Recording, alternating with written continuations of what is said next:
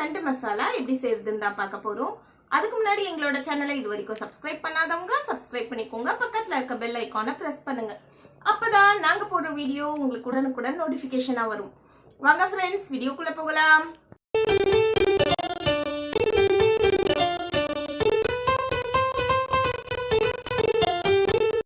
நண்டு மசாலா செய்யறதுக்கு தேவையான இன்கிரீடியன்ட்ஸ் என்னென்னு பார்க்கலாம். நான் நண்டு 1 கிலோ க்ளீன் பண்ணி வாஷ் பண்ணி எடுத்து வச்சுருக்கேன். மிளகு 2 ஸ்பூன், ஜீரகம் 1 ஸ்பூன், சோம்பு 1 ஸ்பூன், சின்ன வெங்காயம் நான் ஒரு சின்ன பவுலில் ஃபுல்லாக எடுத்து வச்சுருக்கேன்.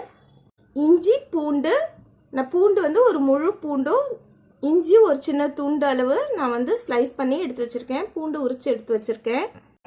ஜீரகம், சோம்பு, கருவேப்பிலை தாளிக்கிறதுக்காக எடுத்து வச்சுருக்கோம். தக்காளி 3 சின்ன தக்காளி எடுத்திருக்கேன். மிளகாய்த்தூள் 2 ஸ்பூன், தனியாத்தூள் 2 ஸ்பூன், உப்பு தேவையான அளவு, கரம் மசாலா ஒரு 1/2 ஸ்பூன் அளவுக்கு, மஞ்சள் தூள் ஒரு 1/4 ஸ்பூன் அளவுக்கு, எண்ணெய் தேவையான அளவு. ஸ்டவ்வில் ஒரு பாத்திரம் வச்சுருக்கேன். அதில் நான் 1 ஸ்பூன் அளவுக்கு எண்ணெய் ஆட் பண்ணிக்க போகிறேன். நான் எடுத்து வச்ச மிளகு ஆட் பண்ணிக்கிறேன், ஜீரகம் ஆட் பண்ணிக்கிறேன், சோம்பு ஆட் பண்ணிக்கிறேன். இதெல்லாம் நல்லா ரோஸ்ட் பண்ணி எடுத்துப்போம். இதில் சின்ன வெங்காயத்தை ஆட் பண்ணிக்குவோம். இஞ்சியும் பூண்டையும் இதில் ஆட் பண்ணிக்கிறேன். தக்காளி ஆட் பண்ணிக்குவோம்.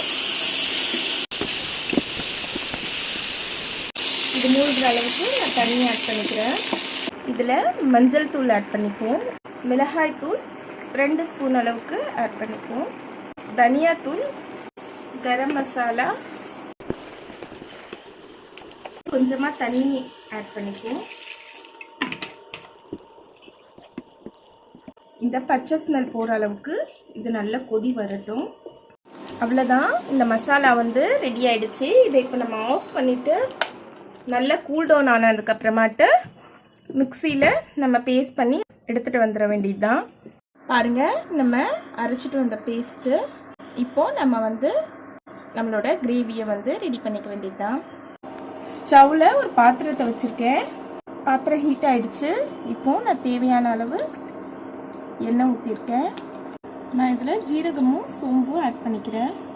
ஜீரகமும் சோம்பும் நல்லா பொரிஞ்சிடுச்சு. இப்போ கருவேப்பிலை ஆட் பண்ணிக்கிறோம். இப்போது நம்ம அரைச்சி எடுத்து வச்ச மசாலாவை இதில் ஆட் பண்ணிப்போம்.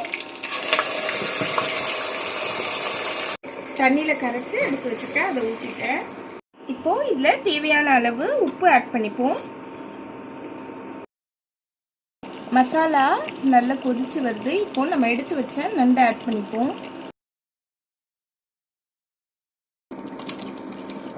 இந்த கிரேவிலேயே இது நல்லா வேகட்டும். நண்டு மசாலா ரெடி ஆயிடுச்சு. இதை நம்ம வேற ஒரு பாத்திரத்துக்கு ட்ரான்ஸ்ஃபர் பண்ணிக்கலாம். ஓகே ஃப்ரெண்ட்ஸ், நம்மளோட நண்டு மசாலா ரெடி ஆயிடுச்சு. இதை உங்கள் வீட்லேயும் ட்ரை பண்ணி பாருங்கள். ட்ரை பண்ணிவிட்டு எங்களோட கமெண்ட் பாக்ஸில் கமெண்ட் பண்ணுங்கள். நெக்ஸ்ட் வீடியோவில் இன்னொரு நல்ல ரெசிபியோடு பார்க்கலாம். எங்களோட வீடியோ பார்த்ததற்கு ரொம்ப நன்றி.